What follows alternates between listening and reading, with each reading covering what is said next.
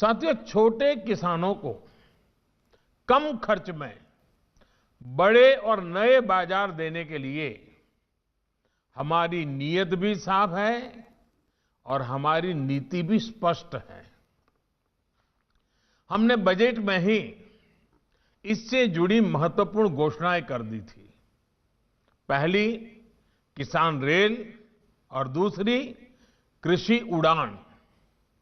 यानी जब हम ये कह रहे हैं कि हमारी सरकार अपने किसानों की पहुंच को देश के दूर दराज वाले क्षेत्रों और अंतर्राष्ट्रीय बाजार तक बढ़ा रही है, ये बातें हम सिर्फ हवा में नहीं कर रहे हैं, हम इसे धरती पर साकार कर रहे हैं। ये मैं पूरे विश्वास के साथ कह सकता हूं कि हम सही रास्ते पर है।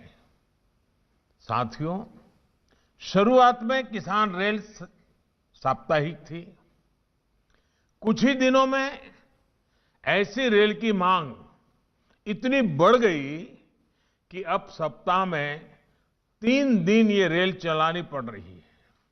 सोचिए, इतने कम समय में 100वीं किसान रेल, ये कोई साधारण बात नहीं है। ये स्पष्ट संदेश है कि देश का किसान क्या चाहता है। साथियों, ये काम किसानों की सेवा के लिए हमारी प्रतिबद्धता को प्रदर्शित करता है, लेकिन ये इस बात का भी प्रमाण है कि हमारे किसान नई संभावनाओं के लिए कितनी तेजी से तैयार हैं। किसान दूसरे राज्यों में भी अपनी फसलें बेच सके, उसमें किसान रेल और कृषि उड़ान, इसकी बहुत बड़ी भूमिका है। मुझे बहुत संतोष है कि देश के पूर्वोत्तर के किसानों को कृषि उड़ान से लाभ होना शुरू हो गया है। ऐसे ही पुख्ता तैयारियों के बाद ऐतिहासिक कृषि सुधारों की तरफ हम बढ़े हैं। साथियों, किसान रेल से किसान को कैसे नए बाजार मिल रहे हैं, कैसे उनकी आय बेहतर हो रही है और खर्च भी कम हो रहे हैं, मैं इसका एक उदाहरण देता हूं। कई बार हम खबरें देखते हैं कि कुछ वजहों से जब टमाटर की कीमत किसी जगह पर कम हो जाती है तो किसानों का क्या हाल होता है। ये स्थिति बहुत दुखदाई होती है। किसान अपनी मेहनत को अपनी आंखों के सामने बर्बाद होते देखता है, असहाय होता है। लेकिन अब नए कृषि सुधारों के बाद, किसान रेल की सुविधा के बाद उसे एक और विकल्प मिला है।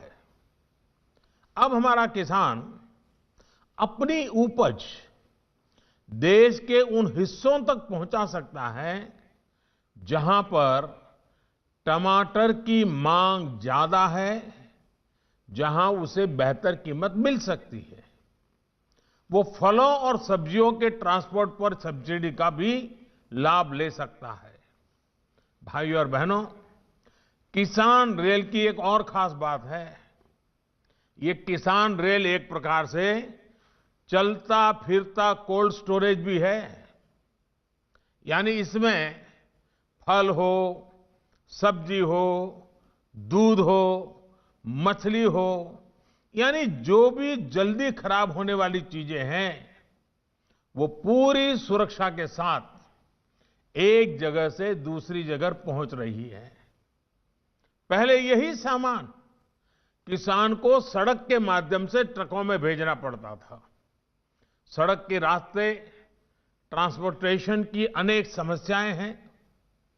एक तो इसमें समय बहुत लगता है, सड़क के रास्ते भाड़ा भी अधिक होता है, किराया ज्यादा लगता है।